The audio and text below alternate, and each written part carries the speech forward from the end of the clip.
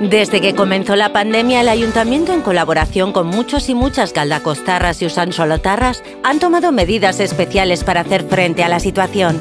Ahora ha llegado la hora de llenar las calles de vida otra vez. No queremos que nadie se quede atrás, por lo que hemos activado varias ayudas económicas para comerciantes, pequeñas empresas, autónomas, autónomos y hosteleros y hosteleras, para familias vulnerables o que necesitan cuidar de sus hijos e hijas en verano, y para otras personas que se encuentran en situaciones difíciles. Por otro lado, hemos duplicado la ayuda para los bonos de compra.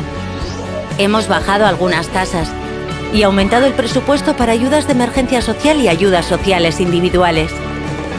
Y también hemos tomado medidas de apoyo a los y las artistas y al mundo cultural.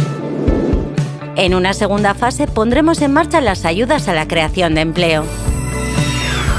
Si quieres más información sobre estas y otras ayudas, puedes dirigirte a la web del Ayuntamiento.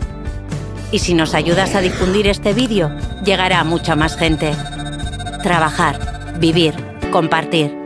Por un futuro compartido.